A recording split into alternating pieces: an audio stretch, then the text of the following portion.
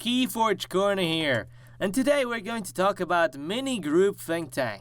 It's a free power Logos creature with 2 armor, and he has a pretty interesting ability. He has Play Fight / Reap, deal 8 damage to a creature that shares a house with 2 of its neighbors. That's an interesting condition for the damage. Now, we need to remember that it's not just a Reap ability. It's a Play Fight Reap ability, so it's a really open ability. And that's one of the reasons why I like this guy. Because you can get him right away.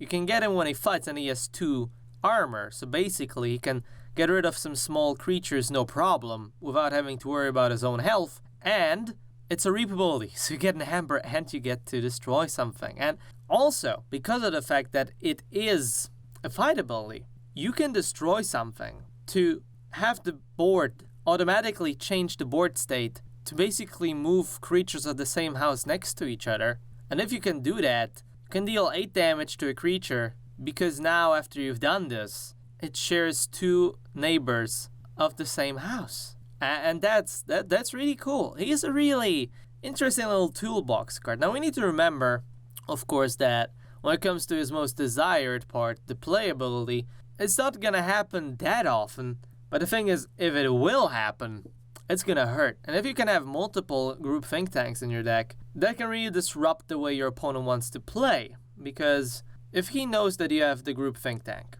he will not want to put 3 creatures of the same house next to each other just like that. Or at least that will force him to place them in a weird arrangement, which can benefit you later. And that's also one of the things I like about this guy. He's a threat. He's scary. And because he's scary, he can basically force your opponent to make weird plays out of fear, and that's always a positive thing. Now, a lot of players will really not really care that much, especially if you have only one of them in the deck. But still, if you hit him, if you play him and you hit a creature for 8 damage, that's gonna be really good. I mean, effectively, it's just a 1 creature removal, but it's a 1 creature removal you get for reaping, for fighting, for playing, and you don't need to pay an amber like with some creatures in this set.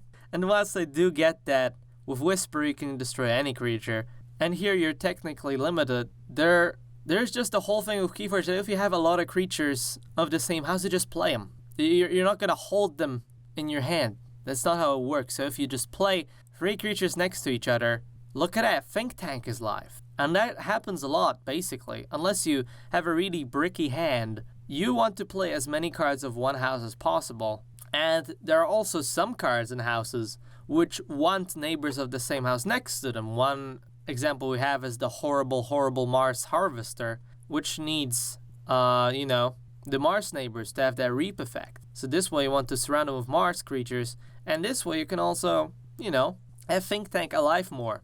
Especially if Worlds Collide is going to have multiple cards which like to have neighbors of the same house next to them, this guy's going to be really good. Because that's a lot of damage.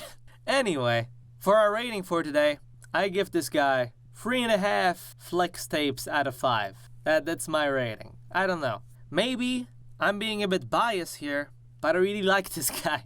I really like this guy and I really want his ability to hit more. And at least the way I see Keyforge, it's not gonna be a rarity for him to be alive. It seems like something he'll be able to get more consistently than some other cards we may or may not have talked about in the past. Anyway, on the Keyforge corner, let's discuss this guy in the comments below. Hope you guys keep on forging those keys, and I will see you tomorrow.